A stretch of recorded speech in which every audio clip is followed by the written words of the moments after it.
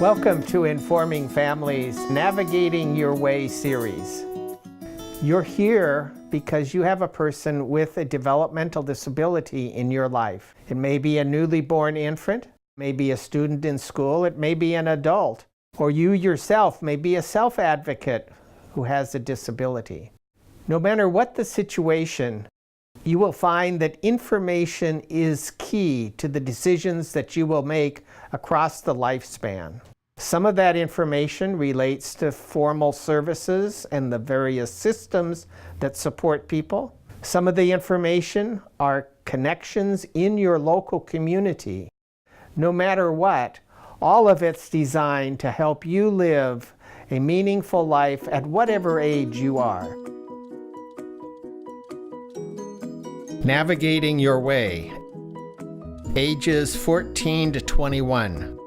During these years that your family member is immersed in school, make the most of the support they have to focus on emerging independent living skills, employment opportunities, and connections to your community. Typically, after age 21, school activities and school-based services end. It is important to learn as much as you can about the road ahead so that you prepare your family member for a meaningful life after school.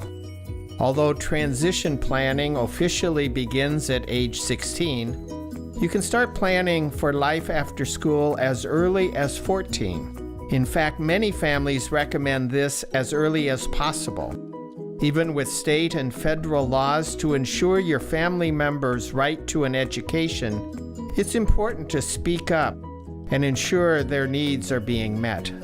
To help you get the lay of the land, Informing Families offers a free high school transition toolkit that includes a timeline and checklist for identifying specific goals to include in the student's individual education program, or IEP. If it's not written in the IEP, the school does not have to provide the services to support it. Be sure to include employment-related goals in the student's IEP, such as identifying career interests and abilities, learning self-advocacy and social skills, riding the bus, improving communication, and using assistive technology. In addition, your family member may want to consider pre-employment services, which provide job exploration and work readiness for students with IEPs and 504 plans ages 16 to 21, or as young as 14 if included in the IEP. Pre-employment services are offered by the Division of Vocational Rehabilitation. Talk to your IEP team or contact DVR to learn more. dshs.wa.gov/DVR. Now that your family member is reaching adulthood, it's increasingly important that their voice be heard. As their transition plan is being developed, be sure they are an integral part of the process. Help them become an active participant in IEP meetings. Work with them ahead of time to identify their interests, abilities, and goals for the school year and beyond. Include them in filling out My Life Plan, a free online planning tool that asks questions related to every area of life. It's important that your family member participate in voicing their goals and preferences. Visit mylifeplan.guide to get started. Help your young adult identify opportunities to build social connections that will follow them into adulthood. Look for school and community-based clubs where they share a common interest with other students, such as scouting, local recreation programs, and Special Olympics Unified School programs. Unified programs bring students with and without disabilities together to participate in sports and other school events that promote an inclusive school environment. For more ideas, the Family Community Connections Guidebook a free publication of the Arc of Washington State, offers valuable tips and worksheets for identifying people, places, and ideas to help broaden your family members' circle of support and community connections. Visit informingfamilies.org to download a free copy in English or Spanish. Look for ways that your family member can build their self-advocacy skills. Create opportunities for them to pursue their goals. Make room for mistakes. Include them in decision-making. Consider joining a self-advocacy group. People First of Washington promotes self-advocacy in all areas of a person's life in many parts of the state. They are creating self-advocacy chapters in high school. For more information, visit peoplefirstofwashington.org. At age 18, your family member becomes a legal adult with the right to make their own decisions in all areas of their life, just like everyone else.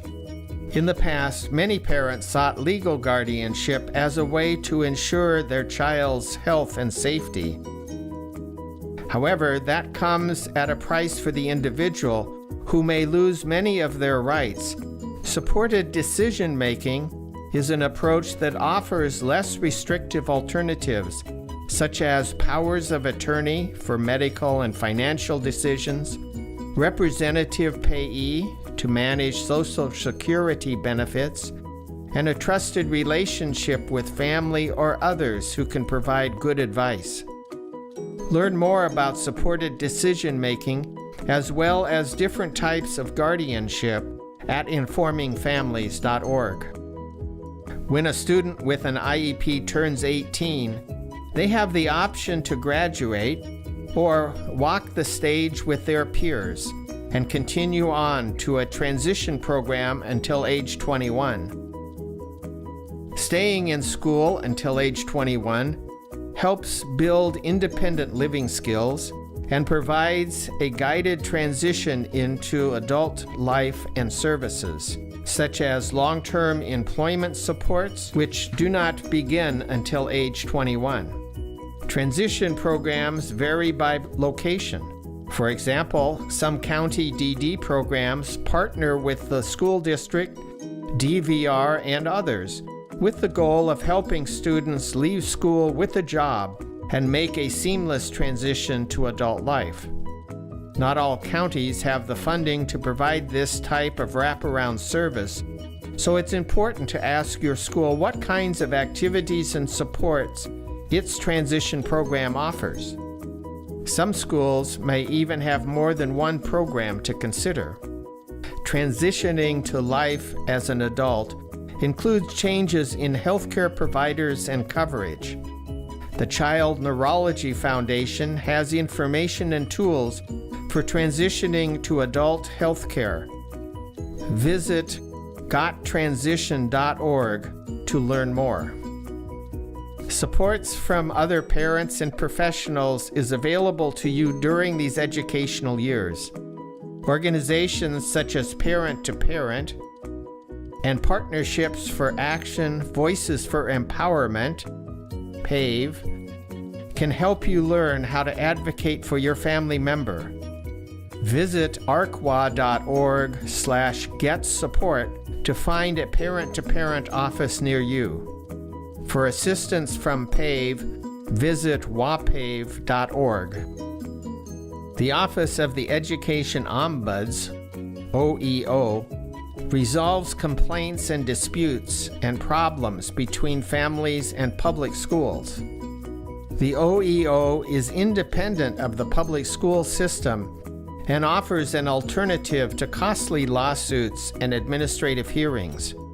For more information, call 1-866-297-2597 or visit oeo.wa.gov. Contact the Social Security Administration to apply for disability benefits when your family member turns 18. Call toll-free 1-800-772-1213 or visit online at www.ssa.gov. Anyone eligible for SSI is also eligible to receive services paid through Medicaid, such as Apple Health. It also entitles eligible individuals to in-home personal care through Community First Choice. Personal care services provide assistance with activities of daily living, such as bathing, dressing, eating, meal preparation, and housework. To apply for Apple Health, visit wahealthplanfinder.org. To apply for Community First Choice, contact the Developmental Disabilities Administration, also known as DDA. DDA is the state agency that provides case management and supportive services for children and adults with intellectual and developmental disabilities in Washington State. Most DDA services are not an entitlement, however, which means that enrollment is dependent upon available funding and openings created as people move or change services. If your family member is already a client of DDA, you should be contacted prior to their 20th birthday to review his or her eligibility. Typical services available through DDA include long-term supported employment services, respite, therapies, assistive technologies, and learning independent living skills. Most of these services are offered through a home and community-based waiver program. A waiver is an agreement to receive services in your own community rather than in a state institution. To learn more, visit dshs.wa.gov/DDA.